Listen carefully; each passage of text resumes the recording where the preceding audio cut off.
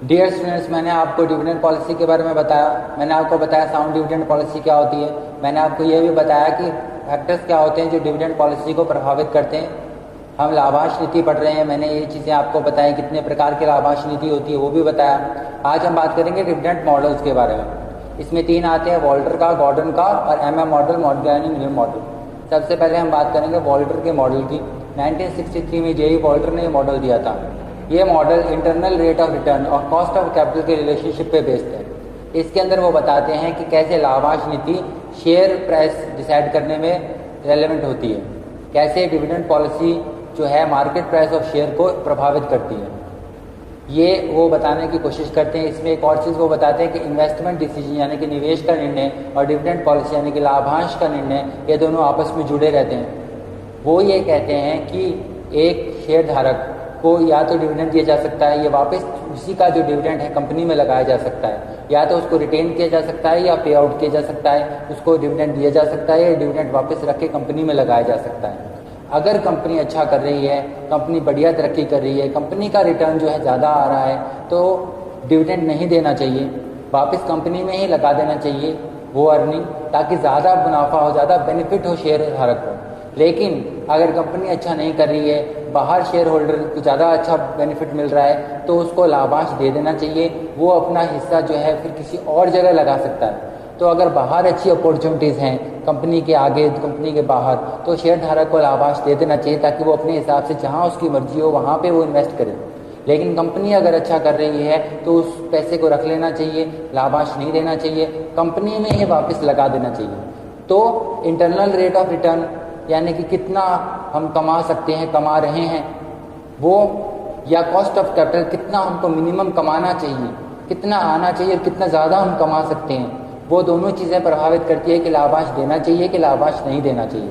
Internal rate of return और cost of capital, इसके अंदर कुछ अजम्पशंस उन्होंने लिए। पहली अजम्पशन है कि इंटरनल रेट ऑफ रिटर्न और कॉस्ट ऑफ कैपिटल कांस्टेंट रहेंगे, स्थिर रहेंगे। दूसरा उन्होंने अजम्पशन ली है कि कंपनी की लाइफ परपेचुअल है, यानी कि कंपनी चलती रहेगी निरंतर। तीसरा उन्होंने अजम्पशन लिया है कि जो भी पैसा हम कंपनी में आगे लगाएंगे वो सारा रिटेन्ड अर्निंग से आएगा, जो आय हमारी हो रही है उसी में से जो बचाएंगे हम डिविडेंड देने के बाद, या डिविडेंड नहीं देंगे तो सारा जो बचाएंगे वही वापस कंपनी में लगाएंगे। बाहर से ना अंश जारी करेंगे, ना हम कोई कहीं से लोन लेंगे, कोई डेट लेंगे, तो एक्सटर्नल फाइनेंसिंग कुछ नहीं होगी। जो भी वापस निवेश किया जाएगा वो रिटेन्ड अर्निंग से किया जाएगा, तो कोई एक्सटर्नल बोरोइंग नहीं होगी, सब रिटेन्ड अर्निंग से ही हम वापस कंपनी में पैसा लगाएंगे। ये वो कहते हैं, ये 3 उनकी मेन अजम्पशंस हैं। इसके आधार पर वो समझाने की कोशिश कर रहे हैं कि कंपनी अच्छा कर रही है, कंपनी को बाहर बाजार में जो निवेश करने पर रिटर्न मिल रही है वो कंपनी उससे ज़्यादा कमा रही है, तो शेयर धारक को लाभांश नहीं देना चाहिए, उसको डिविडेंड देना नहीं चाहिए, बल्कि उस डिविडेंड को रिटेन कर लेना चाहिए, उस अर्निंग को रिटेन कर लेना चाहिए, वापस कंपनी में लगाना चाहिए। कंपनी काफ़ी अच्छा चल रही है, कंपनी का रेट ऑफ रिटर्न मार्केट से ज़्यादा है, तो कंपनी में ही लगाना चाहिए पैसा। लेकिन कंपनी अच्छा नहीं कर रही है तो लाभांश दे देना चाहिए। शेयर धारक की जहाँ मर्जी हो, जहाँ उसको अच्छा लगे, जहाँ उसको ज़्यादा बेनिफिट हो, वहाँ वो अपना शेयर अपनी मर्जी से लगाए, तो अपना हिस्सा वो कहीं भी लगाए, उसको डिविडेंड दे देना चाहिए। अगर कंपनी अच्छा नहीं कर रही है, अगर कंपनी अच्छा कर रही है, रेट ऑफ रिटर्न कंपनी का ज़्यादा है दूसरों के मुकाबले, तो कंपनी में वापस रख लेना चाहिए सारा का सारा और कंपनी में ही वापस लगा देना चाहिए। इससे फ्यूचर में शेयर होल्डर को ज़्यादा बेनिफिट होगा। इसको समझने की कोशिश करते हैं। यहाँ पर देखिए 2 चीज़ें होती हैं जिन पर निर्भर करता है, आर यानी कि रेट ऑफ रिटर्न, और दूसरा है KE यानी कि कॉस्ट ऑफ कैपिटल। तो आर पे निर्भर करता है, कॉस्ट ऑफ कैपिटल पे निर्भर करता है। इसके अंदर अगर ये RE ज़्यादा है, रिटर्न जो है ज़्यादा है, इंटरनल रेट ऑफ रिटर्न ज़्यादा है कॉस्ट ऑफ कैपिटल से, तो उसको कहते हैं ग्रोथ फर्म, उसको कहते हैं ग्रोथ फर्म। और ग्रोथ फर्म यानी कि जो कंपनी तरक्की कर रही है उसमें डिविडेंड नहीं देना चाहिए, उसमें होगा 0% डिविडेंड रेशियो, बिल्कुल भी डिविडेंड नहीं देगी। अच्छा रिटर्न दे रही है, कॉस्ट ऑफ कैपिटल जो आपको मिनिमम रिटर्न चाहिए उससे ज़्यादा दे रही है आपको, तो आप वापस उसी कंपनी में ही लगाएंगे, कोई डिविडेंड नहीं मिलेगा आपको। लेकिन अगर डिक्लाइनिंग फर्म है, फर्म अच्छा नहीं कर रही है, तो उसके अंदर रेट ऑफ रिटर्न कम है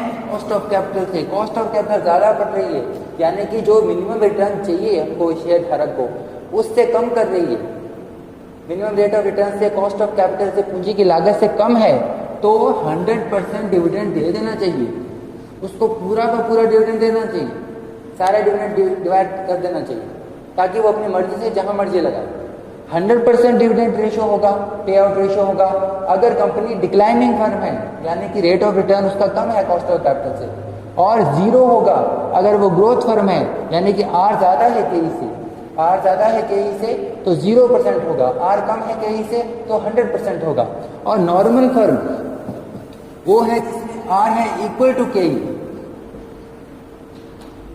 आर अगर इक्वल टू केई है तो कोई फर्क नहीं पड़ता, नो डिफरेंस।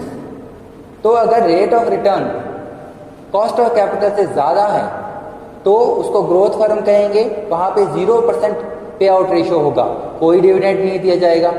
अगर डिक्लाइनिंग फर्म है तो rate of return, internal rate of return cost of capital से कम होगा, कॉस्ट ऑफ कैपिटल ज्यादा होगी। ऐसे में 100% डिविडेंड पे आउट रेशियो होगा, यानी कि सारा का सारा लाभांश दे दिया जाएगा। अगर बराबर है इंटरनल रेट ऑफ रिटर्न और कॉस्ट ऑफ कैपिटल बिल्कुल बराबर है, आर जो है केई के बराबर है, तो कोई फर्क नहीं पड़ता, चाहे लाभांश दे दिया जाए चाहे वापस कंपनी में लगाया जाए, दोनों तरफ बराबर चीज है। तो इस तरीके से कोशिश की है कि ग्रोथ फर्म, नॉर्मल फर्म और डिक्लाइनिंग फर्म में डिफरेंस क्या होता है और अलग अलग स्थिति में क्या करना चाहिए, कितना रेशियो होना चाहिए। यहाँ पे 0% होगा, यहाँ पे 100% होगा, यहाँ पे कोई डिफरेंस ही नहीं होगा। ये उन्होंने इस मॉडल के थ्रू समझाने की हमें कोशिश की है। इसका फॉर्मूला हम देख लेते हैं, वॉल्टर के फॉर्मूला को समझने की कोशिश करते हैं। अब यहाँ पे वॉल्टर का फॉर्मूला क्या कहता है कि price of share, market value of share, valuation of firm निर्भर करती है डिविडेंड पॉलिसी पे। और डिविडेंड पॉलिसी के अंदर हम क्या करते हैं, रिटेंशन रेशियो, पे आउट रेशियो देखते हैं, कितना हम दे दें डिविडेंड के रूप में और कितना हम वापस रिटेन कर लें, कितना हम अपने पास रख लें और वापस कंपनी में लगाएं। तो P यानी कि प्राइस ऑफ शेयर किस पे निर्भर करता है, दो चीजों पे, एक D पर, डिविडेंड पर, और दूसरा करता है जितना हमने अपने पास रख लिया, यानी कि अर्निंग माइनस डिविडेंड। अर्निंग में से डिविडेंड देते हैं, अर्निंग में से डिविडेंड दे दिया और अर्निंग में से डिविडेंड देने का जो बच गया, जो रख लिया, जो वापस कंपनी में लगा रहे हैं, कंपनी में वापस इन्वेस्ट कर दिया, रिटेन कर लिया, रिटेन अर्निंग है, वो बनाता है प्राइस ऑफ शेयर को, जो दे दिया है और जो रख लिया है। तो डिविडेंड पॉलिसी के अंदर रिटेंशन आता है, पे आउट आता है। डिविडेंड पॉलिसी डिसाइड करती है प्राइस ऑफ शेयर को। तो यहाँ पे P कैसे निकलेगा, एक तो इस पे निर्भर करेगा, डिविडेंड दे दिया है, और जो वापस लगाने लिया है कंपनी में, यानी कि जो री इन्वेस्ट कर दिया है, जो अब वापस हमको और अर्निंग देगा, E माइनस D, ये वाला हमने रिटेन कर लिया, ये वाला हमने दे दिया, पे आउट और रिटेंशन, इन दोनों पे निर्भर करेगा P। लेकिन इसमें थोड़ा सा एडजस्टमेंट करना पड़ेगा कॉस्ट ऑफ कैपिटल का, D ओवर KE। और यहाँ पर जो वापस कंपनी में लगा लिया वो किस लिए, अर्निंग के लिए, तो इंटरनल रेट ऑफ रिटर्न का एडजस्टमेंट करेंगे, यानी कि R का एडजस्टमेंट करेंगे, R over KE, R over KE over KE। तो E minus D into R over KE over KE, ये हमारा फॉर्मूला आ जाएगा। इस फॉर्मूला को कई जगह इस तरीके से भी लिखा जाता है, कई जगह आप देखेंगे KE यहाँ डिवाइड का साइन होता है, R यहाँ दिया होता है, R into E minus D bracket में और डिवाइडेड बाई KE। ये चाहे ऐसे लिखें, चाहे R यहाँ की जगह यहाँ हो, कोई फर्क नहीं पड़ता, बात वही है, R हम उसको मल्टीप्लाई करके डिवाइड करें। ये हमारा फॉर्मूला है, ये है वॉल्टर का फॉर्मूला। अब इसको यूज करके हम एक न्यूमेरिकल सॉल्व करने की कोशिश करते हैं। तो वो कैसे करेंगे, इस फॉर्मूला का यूज करेंगे और हम एक प्राइस ऑफ शेयर निकालेंगे। तो देखते हैं कैसे। हमारे पास इंफॉर्मेशन दे रखी है, अर्निंग पर शेयर है 5 rupees, dividend pay out ratio है 25%, यानी कि डिविडेंड देंगे 1.25 पर शेयर। अब हमको रेट ऑफ रिटर्न दे रखा है R 18%, हमको यहाँ पे दे रखा है KE 10%। R है 18%, internal rate of return, KE cost of capital है 10%, 5 रुपए पर शेयर अर्निंग है हमारी, और डिविडेंड देंगे 25%, यानी कि 1.25। ये इस इंफॉर्मेशन से हमको P निकालना है, प्राइस ऑफ शेयर। दूसरा हमसे यहाँ पे पूछा गया है क्या ये सही रेशो है, कैसा करना चाहिए। तो दोनों बातों का हम आंसर यहाँ पे निकालने की कोशिश करते हैं। अब यहाँ पे हम फॉर्मूला का यूज करेंगे, P is equal to D/K plus dividend, और जो डिविडेंड में से बच गया जो रिटेन किया, E minus D R/K over K। ये फार्मूला हम यहाँ लगाएंगे। अब फार्मूला लगाते हैं। डिविडेंड कितना 1.25, 5 रुपये पर शेयर अर्निंग है, उसका 25% ओवर 10%, कॉस्ट ऑफ कैपिटल है 0.10 plus E minus T 5 minus 1.25, R कितना है 18%, 0.18, K है 10%, 0.10। ये फॉर्मूला यूज किया, इसके अंदर हमने वैल्यू पुटअप की जो हमें क्वेश्चन से मिली। इसका आंसर निकालेंगे, यहाँ पे आ जाएगा 12.5, यहाँ पे आ जाएगा 67.5। तो 12.5 प्लस 67.5 आ जाएगा 80 रुपीज। डिविडेंड वाला पोर्शन ये है, रिटेन अर्निंग वाला पोर्शन, दोनों डिसाइड करेंगे प्राइस। 12.5 67.5 हो जाएगा 80 रुपीज। प्राइस ऑफ शेयर हमारा 80 रुपीज निकल गया वॉल्टर के फॉर्मूला को यूज करके। अब दूसरा हमसे पूछा उन्होंने क्या ये ऑप्टिमम है, क्या सही है, तो नहीं। वॉल्टर क्या कहते हैं, ग्रोथ फॉर्म्स होती है, डिक्लाइनिंग फॉर्म्स होती है, नॉर्मल फॉर्म्स होती है। ग्रोथ फॉर्म वो होती है जिसमें इंटरनल रेट ऑफ रिटर्न ज्यादा होता है डिविडेंड से। अब ये जो है इसके अंदर हमारा इंटरनल रेट ऑफ रिटर्न कितना है 18%, R 18% और KE कितना 10%। तो R ज्यादा है, रेट ऑफ रिटर्न ज्यादा है, 18% है, कॉस्ट ऑफ कैपिटल 10% है। तो ये होगी ग्रोथ फर्म, और ग्रोथ फर्म के अंदर आप डिविडेंड नहीं देते, 0% पे आउट रेशियो होता है, कोई डिविडेंड नहीं देना। लेकिन इन्होंने 25% डिविडेंड दे रखा है, तो 25% डिविडेंड देने का मतलब है इन्होंने सही नहीं किया। इनको कुछ डिविडेंड नहीं देना था। कंपनी का रेट ऑफ रिटर्न काफ़ी अच्छा है, 18% है, जो 10% से काफ़ी ऊपर है। तो इन्हें कंपनी में ही वापस रिटेन करना चाहिए था, डिविडेंड नहीं देना चाहिए था। तो प्राइस ऑफ शेयर हमने निकाल लिया। और हमसे अगर पूछा कि ऑप्टिमम है कि नहीं, अनुकूलतम है कि नहीं, सही है कि नहीं, देना चाहिए कि नहीं देना चाहिए, तो हमारा आंसर है नहीं देना चाहिए, क्योंकि rate of return 18%, cost of capital 10% से ज़्यादा है।